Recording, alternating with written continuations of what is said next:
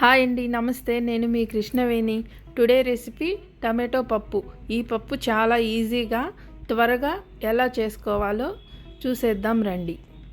ముందుగా ఒక కుక్కర్ తీసుకొని అందులో ఒక కప్పు కందిపప్పు వేసుకొని క్లీన్ చేసుకోవాలి.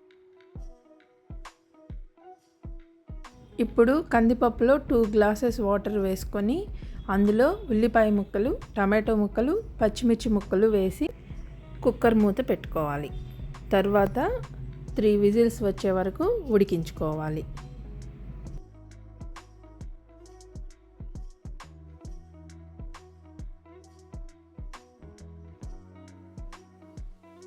ఇప్పుడు కుక్కర్ ప్రెషర్ పోయాక మూత తీసుకొని మళ్ళీ స్టవ్ ఆన్ చేసుకొని అందులో సరిపడినంత ఉప్పు, పసుపు,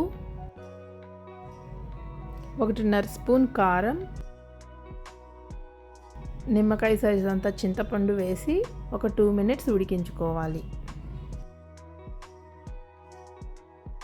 ఈ పప్పు ఇలా ఉడికించుకున్న తర్వాత ఆ పప్పుని వెనుపుకోవాలి. ఇలా మెత్తగా వెనుపుకున్న తర్వాత ఒక కడాయి తీసుకొని ఆయిల్ వేసి వేడెక్కాక అందులో ఆవాలు, జీలకర్ర, మినప్పప్పు, పచ్చెనగపప్పు, కొంచెం ఎక్కువగా వెల్లుల్లి, ఒక ఆనియన్ ముక్కలు వేసి ఫ్రై చేసుకోవాలి.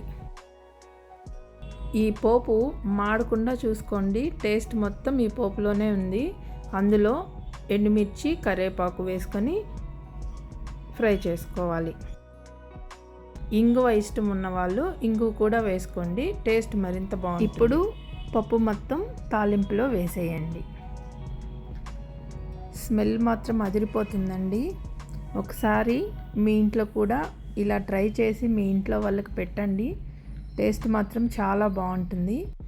ఇప్పుడు పప్పుని ఒక బాయిలింగ్ వచ్చే వరకు ఉడికించుకోండి. అంతేనండి, పప్పు రెడీ అయిపోయింది. వేడివేడిగా సర్వ్ చేసుకోవడమే. ఈ పప్పుని వేడివేడి అన్నంలో కొంచెం నెయ్యి వేసుకొని ఒక అప్పడం పెట్టుకొని తింటే చాలా బాగుంటుందండి.